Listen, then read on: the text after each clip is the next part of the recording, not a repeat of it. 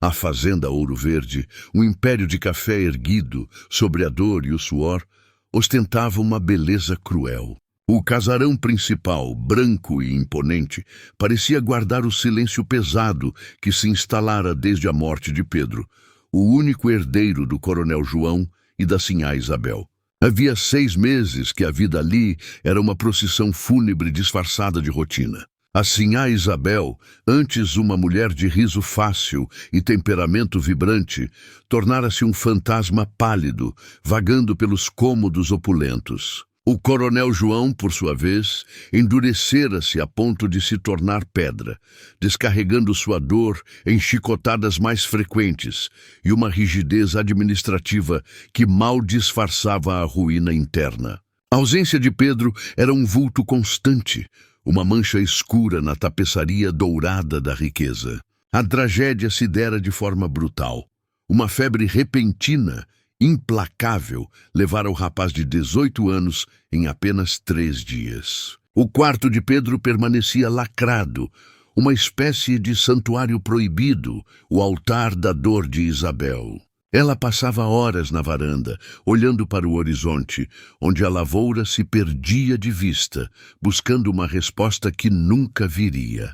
Na senzala, a notícia da tristeza da Casa Grande circulava em murmúrios cautelosos. A dor dos senhores era sempre um prenúncio de mais sofrimento para os cativos. O sol do meio-dia, forte e abrasador, anunciava a chegada da comitiva do coronel. Ele havia ido à capital da província não só para negócios, mas também para repor a mão de obra perdida, uma busca fria e calculista por corpos fortes. A surpresa, no entanto, veio montada em um cavalo amarrada por uma corda. Entre os novos escravos, maltrapilhos e fatigados, havia um jovem que parecia deslocado, com a pele de um tom mais claro que a maioria e uma compleição magra, mas definida. Seu nome era Juba.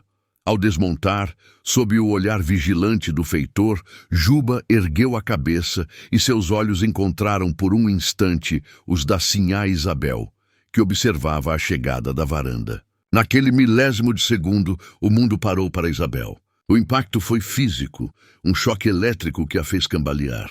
Juba tinha exatamente o mesmo formato de rosto, a mesma linha do maxilar, os mesmos olhos castanhos e o jeito ligeiramente curvo dos ombros de seu filho morto. A semelhança era uma réplica exata, uma sombra ressuscitada.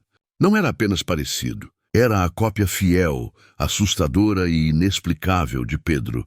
Isabel levou a mão à boca, sufocando um grito de dor misturada com uma esperança insana. O luto desmedido, a mente já fragilizada pela perda, fez com que a realidade se dobrasse à sua vontade. Seu Pedro havia voltado. O coronel João, por sua vez, apenas viu um escravo, um número a ser registrado. Ele estava muito ocupado com a contagem do gado e o acerto de contas para notar a perturbação no rosto da esposa ou a semelhança absurda. Naquele dia, a fazenda Ouro Verde não ganhou apenas um escravo a mais, mas sim um fantasma materializado, um espelho vivo da dor e da obsessão que estava prestes a corroer a fundação daquela casa. À noite, Isabel não dormiu. Ela planejava, com uma febre na testa e um desespero no peito, como iria trazer aquele vulto para perto de si. O escravo Juba, sem saber, acabara de ser lançado no centro de um furacão emocional do qual seria quase impossível escapar. A escravidão física ganhara para ele um novo e terrível componente: a escravidão da memória e da obsessão alheia. Juba, exausto no chão da senzala, sentia apenas o peso da nova jornada, sem imaginar o peso muito maior que a Casa Grande lhe imporia. O coronel João havia determinado que Juba seria alocado para os trabalhos mais duros no cafezal, sob a supervisão implacável do feitor, Cipriano. Era o destino comum de um escravo forte, mas isso não aconteceu. Na manhã seguinte à chegada, antes mesmo que o sol tocasse o pico do morro, Cipriano recebeu uma ordem direta da sinhá Isabel. Juba deveria ser trazido para trabalhar no jardim da Casa Grande. A ordem, vinda da sinhá, era atípica e causou estranheza, mas na hierarquia da fazenda, A vontade da patroa, mesmo que excêntrica, raramente era questionada, especialmente quando o coronel estava atarefado com os capatazes. Juba foi levado à casa grande, recebeu roupas de trabalho melhores e, com uma enxada na mão, começou a limpar o canteiro de rosas, bem em frente à varanda. A sinhá Isabel passava o dia observando. Não era uma observação casual, era um escrutínio intenso, doloroso e cheio de anseios. Ela não via Juba, o escravo, ela via Pedro, seu filho. Os trejeitos, o modo de suar, a forma como ele passava a mão nos cabelos, tudo era um eco fantasmagórico do passado. A dor que antes a paralisava, agora a impulsionava com uma energia febril. Ela começou a agir de formas nunca vistas. No primeiro dia, ela mandou que lhe levassem água fresca em um copo de cristal, algo que seria impensável para um trabalhador braçal. No segundo, ordenou à cozinheira que lhe preparasse um prato especial, com carne e farofa de dendê, alegando que ele parecia fraco. Uma desculpa esfarrapada que todos na cozinha entenderam como favorecimento. No terceiro dia, o primeiro confronto velado aconteceu. O coronel, ao voltar de uma inspeção, notou o escravo trabalhando sozinho sob o olhar fixo de Isabel. "Que faz esse escravo aqui, Isabel?" "Mandei-o para o eito, o cafezal espera", rugiu o coronel, a voz grossa de autoridade. Isabel, porém, que o evitava desde a morte de Pedro, o encarou com uma firmeza nova e perturbadora. "Ele está doente, João. Fraco. Precisa de cuidados leves antes de ir para o trabalho pesado. Além disso, as rosas estão morrendo e só ele parece ter o jeito para cuidar delas", mentiu ela, com uma convicção impressionante. O coronel João hesitou. A desculpa era frágil, mas a ousadia de Isabel era nova. Ele percebeu algo estranho no olhar dela, uma espécie de brilho selvagem que lembrava a juventude, mas que agora era tingido de loucura. O coronel, no fundo, temia a insanidade da esposa, temia que a dor a tivesse quebrado de vez. E por um momento, a semelhança entre Juba e Pedro o atingiu como um soco. Ele desviou o olhar incomodado e sem entender a profundidade da obsessão de Isabel. "Que seja, mas não se acostume com regalias, escravo. O trabalho pesado virá", resmungou o coronel, afastando-se, mais para evitar a discussão do que por convicção. Juba, de pé no jardim, sentia o peso de todos os olhares. Ele sabia que algo terrível estava acontecendo. Os favores da sinhá não eram bondade, eram uma jaula de veludo. Na senzala, a situação já era motivo de inveja e temor. Os mais velhos alertavam. "O favor do branco é uma corda no pescoço mais comprida. O que ela vê em você não é você, é o diabo vestindo a pele do morto." Juba, assustado, tentava manter-se invisível, curvando a cabeça, evitando o olhar fixo da sinhá. Mas ela o chamava. "Juba, diga-me, você lembra de sua mãe? O que ela lhe cantava?" As perguntas íntimas e invasivas de Isabel o atormentavam. Ele tinha que inventar memórias, fabricar uma vida que agradasse àquela mulher desesperada, pois sua sobrevivência dependia disso. A casa grande para Juba transformava-se em um palco de mentiras e uma prisão emocional, onde ele era obrigado a desempenhar o papel do filho morto para aplacar a dor e o desejo de uma senhora branca, poderosa e profundamente perturbada. A obsessão da sinhá Isabel escalou rapidamente, passando da observação à intervenção direta. Ela começou a exigir que Juba a encontrasse no final da tarde na biblioteca, sob o pretexto de arrumar os livros ou limpar as estantes. Mas o propósito real era outro: transformá-lo em uma versão aceitável de seu filho. Pedro lia poesia em voz alta para mim. Ele gostava de Castro Alves, dizia ela, entregando-lhe um exemplar de Navio Negreiro, uma ironia que passava despercebida pela mente em luto de Isabel. Juba não sabia ler. Não era permitido que escravos fossem alfabetizados. Ele tentou, com um nó na garganta, explicar. "Sinhá, eu não sei." A resposta de Isabel foi imediata e desesperada. Não diga isso." "Meu Pedro sabia. Você deve saber. Eu vou lhe ensinar." E assim começou o mais inusitado e perigoso dos arranjos na fazenda. Todas as noites, Juba era chamado à casa grande. Ele recebia lições clandestinas na biblioteca, aprendendo o abecedário à luz bruxuleante de um lampião. Isabel o ensinava com uma paciência e um afeto que nenhuma escrava jamais recebera, uma dedicação que era puramente egoísta. Ela não estava educando um homem, estava reeducando a memória de seu filho. Use essa mão para escrever, Juba, não para cortar o capim. Seu lugar é aqui, ela murmurava, corrigindo sua caligrafia com a mão trêmula. Além da leitura, ela o ensinava sobre etiqueta, sobre a história de Portugal e do Império, sobre como se comportar em jantares finos. Ela o vestia, às vezes, com roupas antigas de Pedro, que se encaixavam perfeitamente no corpo de Juba. Olhando-o no espelho, ela sorria com lágrimas nos olhos. Você é perfeito, meu filho. Meu Pedro, Juba se sentia sufocado. As roupas finas coçavam em sua pele. O conhecimento lhe pesava na cabeça como uma coroa de espinhos, e o afeto da sinhá era uma prisão emocional. Ele era um escravo, sendo preparado para o papel de um homem livre, um herdeiro. Ele sabia que se o coronel descobrisse a alfabetização, o castigo seria a morte, tanto para ele quanto para Isabel, por desafiar as leis escravocratas. O coronel João notava as mudanças. Juba já não cheirava a senzala. Ele cheirava a lavanda, o mesmo perfume que Pedro usava. Sua postura estava mais ereta. Ele respondia com uma desenvoltura que incomodava. Por que esse negrinho tem esse ar de atrevimento, Isabel? Perguntou João certa noite. Isabel, protegendo o seu projeto, respondia com frieza. É o jeito, coronel. Ele tem um bom porte. Eu o alimento bem para que faça um trabalho melhor.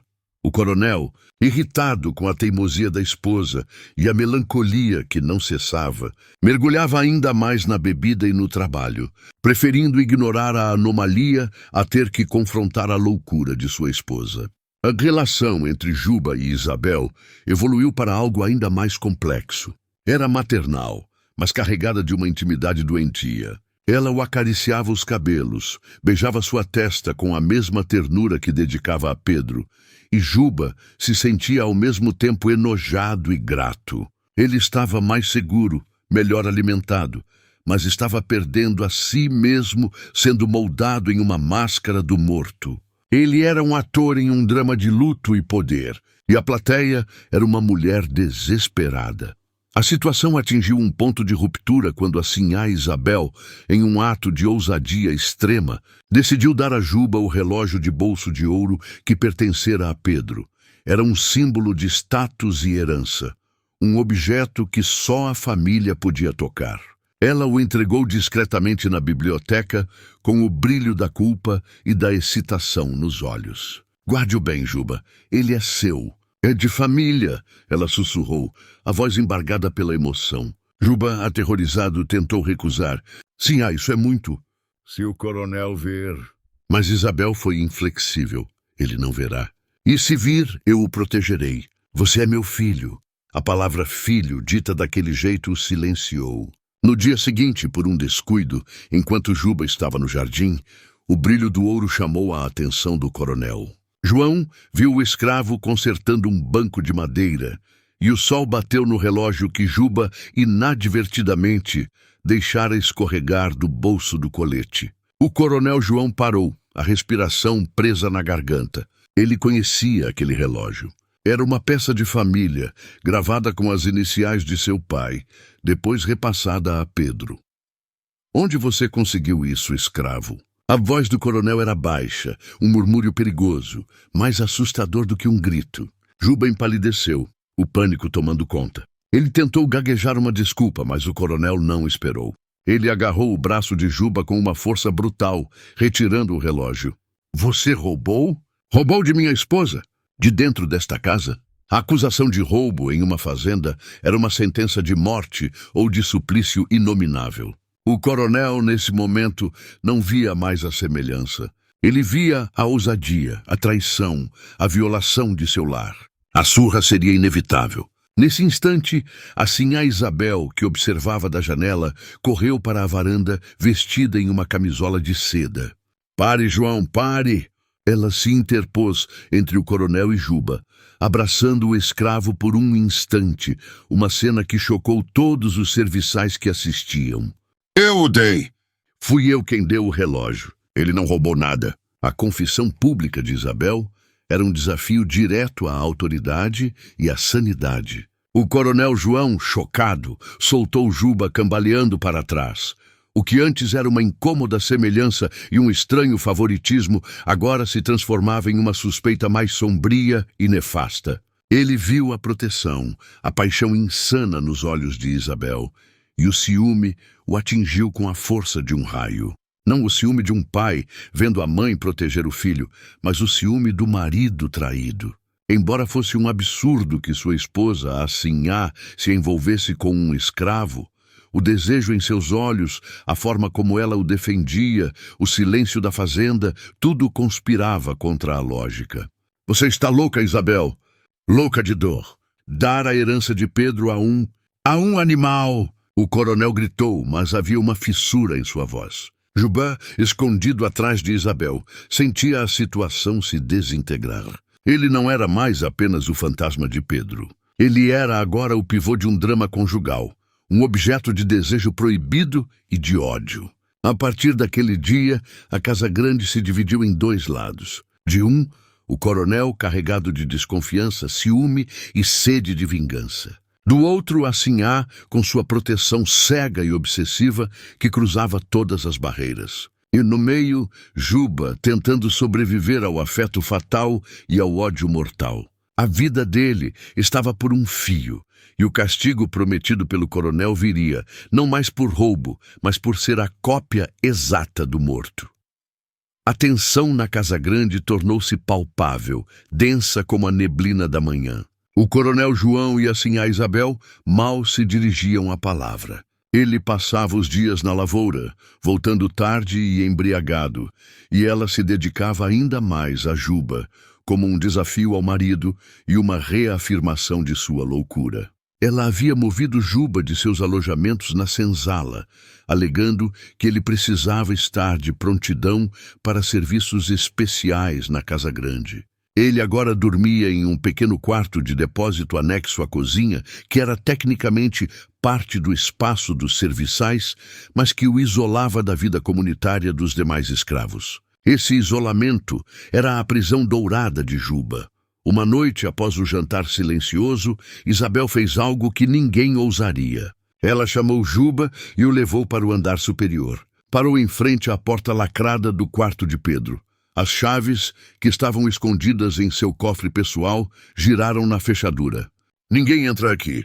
"Ninguém," ela sussurrou com um ar de conspiradora. O quarto de Pedro estava exatamente como ele o deixara. Os livros sobre a mesa, os trajes pendurados, a cama desfeita. Era um museu da dor e da ausência. Isabel puxou Juba pela mão e o colocou diante do espelho. "Vista isso," ela ordenou, pegando um dos trajes mais finos de Pedro. Juba, hesitante, vestiu as roupas. O caimento era perfeito. Era a transformação final. Naquele momento, no espelho, Isabel não viu Juba, o escravo. Ela viu seu filho ressuscitado. O coronel João, que voltara mais cedo e silenciosamente, estava subindo as escadas. A porta do quarto de Pedro estava entreaberta e ele ouviu a voz de Isabel. "Meu filho, meu Pedrinho, por que você me deixou?" O coronel parou no corredor. O som do choro de sua esposa, misturado com as palavras de afeto, o intrigou. Ele se aproximou da porta e espiou pela fresta. A cena que viu o congelou. Juba estava sentado na cadeira de Pedro, vestido com as roupas de Pedro, e Isabel estava ajoelhada a seus pés, acariciando sua mão com um fervor religioso, chorando. "Eu te amo, meu Pedro. Você voltou para mim." A cena era de uma intimidade e desespero aterrorizantes. O coronel não precisou de mais provas. Ele não via mais a loucura da mãe. Ele via a paixão da mulher e a traição do escravo. Sua honra fora pisoteada, sua dor profanada. Ele respirou fundo, fechando os olhos para conter um grito de fúria assassina. Aquele não era o momento de agir, mas de planejar a vingança, uma vingança que fosse dolorosa e exemplar. Ele desceu as escadas em silêncio, sua face lívida. A descoberta do santuário proibido e da transformação de Juba em Pedro selou o destino do escravo. Ele era agora, aos olhos do coronel, o amante de sua esposa, o usurpador de seu filho e o destruidor de sua honra. A pena para tal crime na cabeça de João só poderia ser a mais cruel de todas. João só poderia ser a mais cruel de todas. A notícia de que Juba havia sido visto vestido com as roupas do defunto e que dormia em um alojamento quase dentro da casa grande não demorou a chegar à senzala, levada pelos sussurros dos serviçais da cozinha. A reação foi de temor e repúdio. Os mais velhos o viam como um quimbanda, um feiticeiro que havia se apossado do espírito do filho do coronel para roubar os favores da patroa. Sua situação de privilégio era uma ameaça para todos, pois a vingança do coronel, se viesse, seria indiscriminada. Tio Barnabé, um escravo velho e respeitado, que havia sido o negro de confiança do pai do coronel, chamou Juba para um encontro secreto na madrugada, perto do depósito de ferramentas. Moleque, você está brincando com fogo que pode nos queimar a todos. A Sinhá não está te protegendo, ela está te arrastando para a cova, alertou Barnabé com a voz rouca. Juba, exausto de viver na mentira, desabafou. Eu não pedi nada disso, tio. Eu sou forçado. Se eu a desagradar, o coronel me mata. Se eu a agradar, o coronel me mata de ciúme. Estou preso. Barnabé acenou com a cabeça. O coronel não está mais vendo o filho dele em você, Juba. Ele está vendo a traição da esposa. Ele está vendo a sua carne sendo a cama dela, mesmo que não seja verdade. Ele está esperando a hora. E ele não vai te matar de uma vez. Ele vai te destruir a alma antes. O velho tinha razão. O coronel, frio e calculista, não agiria por impulso. Ele prepararia uma armadilha, uma humilhação pública que serviria de exemplo. Ele havia passado os últimos dias estudando Juba de longe, analisando os momentos em que Isabel estava distante. Naquela noite, Barnabé entregou a Juba um pequeno mapa rudimentar, desenhado a carvão em um pedaço de couro. É a rota para um quilombo a mais de 20 léguas daqui. Você tem que fugir, agora. A Sinhá te dá comida, mas o coronel te dá o inferno. A Sinhá te dá a fantasia. O quilombo te dá a chance de ser você, o Juba. O peso da decisão caiu sobre Juba. Fugir significava abandonar a segurança relativa, a comida farta e as lições que, apesar de tudo, haviam lhe dado o dom da leitura.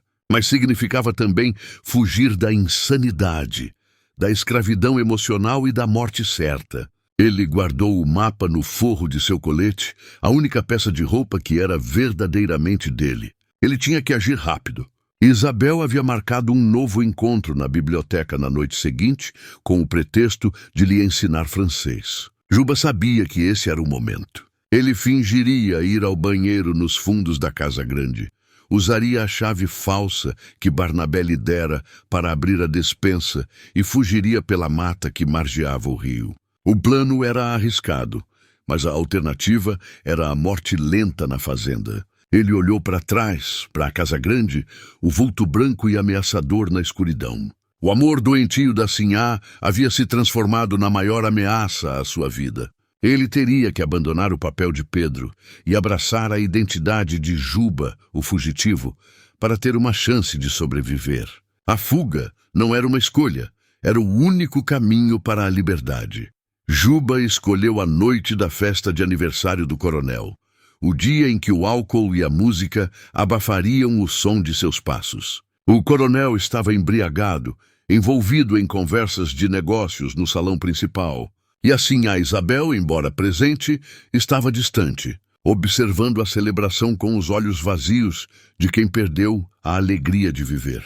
Era a chance perfeita. Juba havia sido dispensado mais cedo, fingindo uma dor de estômago. Ele vestiu as roupas mais simples, pegou um saco de provisões que Barnabé havia escondido para ele e, com um mapa de couro apertado na mão, começou a execução do plano. A chave falsa funcionou perfeitamente na porta da despensa, e em segundos, Juba estava nos fundos da casa, correndo em direção à escuridão da mata.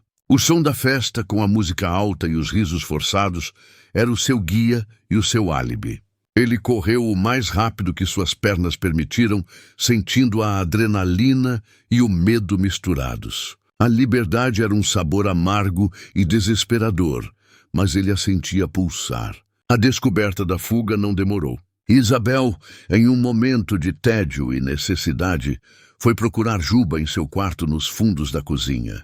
A porta destrancada e o quarto vazio a atingiram como um golpe. Ela sentiu o mundo girar. Sua dor foi imediata, profunda e mais devastadora do que a morte de Pedro, porque essa fuga era uma rejeição. Pedro não a havia abandonado. Ele fora levado pela doença. Juba, no entanto, havia escolhido ir embora. Isabel começou a gritar, sua voz fina e histérica ecoando pelo casarão. Juba, Juba! Meu filho fugiu! Ele fugiu! O coronel João, bêbado e irritado, saiu do salão cambaleando. O que aconteceu, mulher? Quieta! Que escândalo é esse? Isabel agarrou seu braço, as unhas fincando na pele dele. O escravo. Juba, ele fugiu. Seu filho.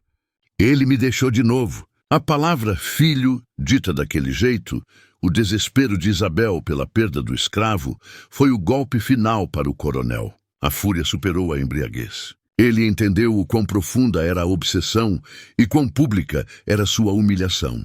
Maldita! Maldita seja você e esse negrinho desgraçado! Ele gritou, empurrando Isabel com tanta força que ela caiu no chão. O coronel, então, virou-se para os capatazes e feitor, sua voz voltando à autoridade militar. Quero cães na trilha. Quero todos os homens disponíveis atrás desse escravo. Tragam-no vivo. Eu o quero vivo, para que ele saiba o que é trair a casa do coronel João. A caçada começou de imediato. O coronel liderou os cães e os homens, sua fúria servindo de combustível para a perseguição.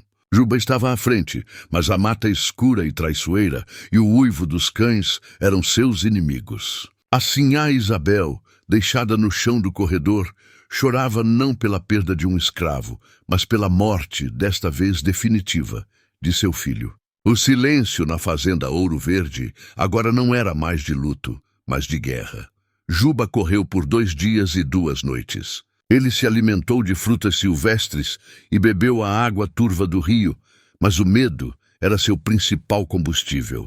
O som da matilha e dos gritos dos caçadores estava cada vez mais distante. Ele havia cruzado o rio, limpando seu rastro na água, e se embrenhara em um pântano, uma área que os homens brancos evitavam. O mapa de Barnabé indicava que o quilombo não estava longe. No 3º dia, quando ele estava à beira do colapso pela fome e exaustão, ele ouviu um assobio codificado.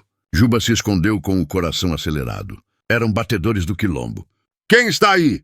Perguntou uma voz grave. Juba se arrastou para fora, levantando as mãos, as roupas rasgadas, o corpo coberto de lama. Sou Juba, fugi da fazenda Ouro Verde. O coronel João, o quilombo de Palmares é por aqui.